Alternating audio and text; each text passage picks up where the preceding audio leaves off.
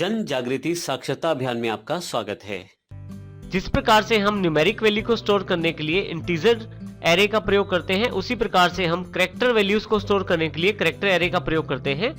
यहाँ देखिए हमारे पास कैरेक्टर नेम है जिसमें हमने 20 इंडेक्स नंबर लिया है, अर्थात हमने 20 एलिमेंट्स क्रिएट किए हैं। अर्थात हमारे पास एक एरे है जिसमें 20 इंडेक्स वैल्यूज हैं, 0 से स्टार्ट करते हुए 19 तक, 19 तक। अब यहाँ पे क्लियर स्क्रीन किया गया है। सबसे पहले प्लीज एंटर योर नेम पूछा गया है और सीन के द्वारा इस नेम को एंटर करवा दिया गया है। कैरेक्टर एरे में भी उसी प्रकार से वैल्यूज को स्टोर किया जाता है जिस प्रकार इंटीजर एरे में किया जाता है, परंतु एक सबसे बड़ा बेनिफिट ये रहता है कि जब डायरेक्ट आप यहाँ एरे के नेम को इनपुट करवाते हैं तो आप दी गई वैल्यूज दिए गए कैरेक्टर्स को डायरेक्ट स्टोर कर सकते हैं एरे ऑफ 0, 1, 2 में। उदाहरण के लिए मान लीजिए मेरे पास 20 एलिमेंट्स का एक एरे है और ये कैरेक्टर डेटा टाइप का एरे है। अगर मैं इसमें अजय स्टोर करना चाहता हूं तो इसके लिए मैं पहले 4 कैरेक्टर का प्रयोग कर सकता हूं। इसके लिए मैं एरे के पहले 4 एलिमेंट प्रयोग कर सकता हूं, जिसमें एरे ऑफ 0 में A, एरे ऑफ 1 में J, एरे ऑफ 2 में फिर से A और एरे ऑफ 3 में Y। तो इस प्रकार मैं अजय के लिए 4 कैरेक्टर्स का प्रयोग कर सकता हूं। सी इन करते हुए जब आप इनपुट करवाते हैं कैरेक्टर को, आप जो भी इनपुट वैल्यू टाइप करते हैं वो सारी वैल्यूज सभी कैरेक्टर्स नेम में डायरेक्टली स्टोर कर दिए जाते हैं और इस प्रकार हम कैरेक्टर एरे को डायरेक्ट यूज कर सकते हैं बिना लूप लगाए। अब यहाँ पे इस एग्जांपल को हम प्रैक्टिकल करके देखते हैं। अब हम array3.cpp को यहाँ प्रैक्टिकल रूप में देखते हैं। सबसे पहले यदि आप देखें तो दोनों हेडर फाइल्स को इंक्लूड किया गया है। सबसे इंपॉर्टेंट पार्ट हमारे पास ये है कैरेक्टर नेम 20, जिसका अर्थ है कि हम 20 कैरेक्टर को स्टोर कर सकते हैं इस नेम एरे में। उसके पश्चात देखिए यहाँ पे मैसेज प्रिंट करवाया गया है, एंटर नेम। आप 20 कैरेक्टर तक कोई भी नाम दे सकते हैं नेम के लिए और फाइनली उस नाम को दोबारा प्रिंट करवा दिया गया है स्क्रीन पे थैंक्स फॉर कमिंग मैसेज के साथ। Ctrl+F9 से हम इसको रन करते हैं प्रोग्राम को। यहाँ पे जो भी नाम मैं यहाँ देता हूँ, देखिए सेम नाम थैंक्स फॉर कमिंग के साथ प्रिंट करवा दिया जाता है। यहाँ एक बात और ध्यान रखने वाली है, Ctrl+F9 के साथ मैं यहाँ पे नाम के बीच में स्पेस दे देता हूं और यहाँ देखें स्पेस से पहले वाले कैरेक्टर्स को दिखाया गया है, स्पेस के बाद वाले कैरेक्टर्स को नहीं दिखाया गया। इसका कारण नल कैरेक्टर का शामिल होना है। जब भी आप स्पेस देते हैं तो कैरेक्टर एरे में ये माना जाता है कि वो स्पेस नल कैरेक्टर है और यहाँ से आपका एरे खत्म होता है। इस कारण से जब भी आप स्पेस देते हैं तो उससे पहले वाले कैरेक्टर्स को स्टोर कर लिया जाता है और उसके पश्चात वाले कैरेक्टर्स को स्टोर नहीं किया जाता। इस प्रकार हम कैरेक्टर एरे का प्रयोग कर सकते हैं। कैरेक्टर एरे में आपको लूप लगाने की आवश्यकता नहीं रहती। आप केवल जैसे यहाँ पे हमने स्टेटमेंट प्रयोग की है सी इन नेम, तो आप डायरेक्टली सभी कैरेक्टर्स को जो आप टाइप करते हैं इनपुट देते समय डायरेक्टली इसमें स्टोर करवा सकते हैं।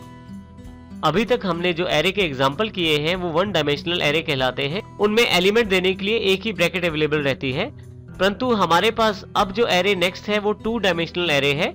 यदि आप यहाँ देखें नीचे इंटीजर एरे 3 और 4, इसमें हमारे पास 2 ब्रैकेट्स रहती हैं। इनमें दोनों के द्वारा एलिमेंट्स डिफाइन किए जाते हैं। जैसे यहाँ पे यदि आप देखें एरे ऑफ 3 और 4, इसका अर्थ ये है कि मेरे पास टोटल 12 एलिमेंट्स बनेंगे। अगर मैं इन दोनों को गुना कर देता हूँ 3 गुना 4, 3 इंटू 4, तो मेरे पास 12 एलिमेंट्स बन जाएंगे। परंतु ये 12 एलिमेंट्स किस प्रकार बनेंगे इसकी जानकारी भी लेना जरूरी है। हर एक पहले एलिमेंट के लिए दूसरे एलिमेंट को क्रिएट किया जाता है। इस बात को समझने के लिए हम इस चार्ट को समझते हैं। यहाँ हमने एग्जांपल लिया है, इसको समझने के लिए हम देखें रोज और कॉलम्स में बांट देते हैं दोनों इंडेक्सेस को। पहले वाला जो इंडेक्स है उसे हम रो मान रहे हैं यहाँ पे, जिसकी वैल्यू 3 है, और दूसरे वाले इंडेक्स को कॉलम माना जा रहा है जिसकी वैल्यू 4 है। अब यहाँ पे यदि इन रोज और कॉलम्स का एक इंडेक्स बनाया जाए तो कुछ इस प्रकार बनेगा, रो 0, रो 1, रो 2, क्योंकि एलिमेंट 0 से शुरू होते हुए लेस देन 3 तक जाएंगे, अर्थात 2 तक जाएंगे। इसी प्रकार कॉलम में भी कॉलम 0, कॉलम 1, 2 और 3, क्योंकि लेस देन 4 एलिमेंट्स यहाँ क्रिएट होंगे 0 से शुरू होते हुए। इसका अर्थ ये हुआ कि ये हमारे पास रोज और कॉलम्स अवेलेबल हो गए हैं। अब हम देखते हैं कि किस प्रकार हमारे एलिमेंट, हमारे इंडेक्सेस क्रिएट होंगे। सबसे पहले हर एक रो के लिए हर एक कॉलम का एलिमेंट क्रिएट किया जाएगा। जैसे रो 0 के लिए कॉलम 0 का एलिमेंट क्रिएट किया जाएगा, रो 0 के लिए कॉलम 1 का एलिमेंट क्रिएट किया जाएगा, रो 0 के लिए कॉलम 2 का एलिमेंट क्रिएट किया जाएगा और इसी तरह से रो 0 के लिए कॉलम 3 का एलिमेंट क्रिएट किया जाएगा। हर एक रो के लिए ये कॉलम्स के एलिमेंट क्रिएट किए जाएंगे। इसी प्रकार जब रो 1 होगी तो उसके लिए भी यही चारों एलिमेंट्स दोबारा क्रिएट किए जाएंगे, और जब रो 2 होगी तो फिर सेम कार्य किया जाएगा। इसका अर्थ ये हुआ कि यदि रो नंबर्स को यहाँ कॉलम नंबर से मल्टीप्लाई किया जाए तो टोटल एलिमेंट्स हमारे पास अवेलेबल हो जाएंगे।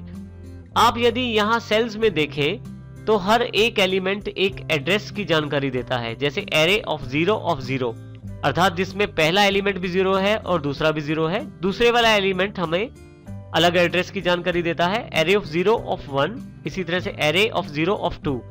इस प्रकार से हम इन इंडेक्सेस को क्रिएट करके इनमें वैल्यू स्टोर कर सकते हैं। इसको हम एग्जांपल से समझते हैं। array4.cpp के नाम से एग्जांपल हमारे पास उपलब्ध है। देखिए, जब हमने 1 डायमेंशनल एरे जिसमें एक ब्रैकेट अवेलेबल थी, उसमें जब वैल्यू स्टोर करनी थी तो हमने केवल एक लूप का प्रयोग किया था, परंतु यहाँ पे हमारे पास 2 स्क्वायर ब्रैकेट्स अवेलेबल हैं और इस कारण हम यहाँ पे 2 फॉर लूप्स का इस्तेमाल कर रहे हैं वैल्यूज को असाइन करने के लिए। देखिए, सबसे पहले RCT हमने 3 वेरिएबल लिए हैं। R रोज को रिप्रेजेंट कर रहा है, C कॉलम को और T टोटल को। उसके पश्चात हमने एक एरे डिक्लेयर किया है इंटीजर डेटा टाइप का, जिसमें 3 रोज और 4 कॉलम्स के साथ एलिमेंट, अर्थात टोटल 12 एलिमेंट हमने बनाए हैं। रोज और कॉलम्स यहाँ पे सिर्फ समझाने के लिए हैं, एलिमेंट्स को इंडेक्स के अनुसार ही स्टोर किया जाएगा। उसके पश्चात ये वाला सेक्शन हमारे लिए मेन है, जिनमें हमने 2 लूप्स प्रयोग किए हैं, जिसमें हमने नेस्टेड लूप का प्रयोग किया है। जो आउटर लूप है उसमें हमने रो को लिया है 0, r इक्वल टू 0, r जब तक लेस देन 3 रहता है एग्जीक्यूट होगा ये लूप, और r को एक एक जोड़ते हुए। अंदर वाली जो लूप है, इनर लूप है, उसमें कॉलम को रिप्रेजेंट किया गया है c इक्वल टू 0, c 0 है स्टार्टिंग में, c जब तक 4 तक नहीं पहुंचता या 4 तक नहीं पहुंचता तब तक ये एग्जीक्यूट होती रहेगी लूप एक एक जोड़ते हुए। c जब तक 4 से छोटा है तब तक ये लूप एग्जीक्यूट होती रहेगी एक एक प्लस करते हुए c में।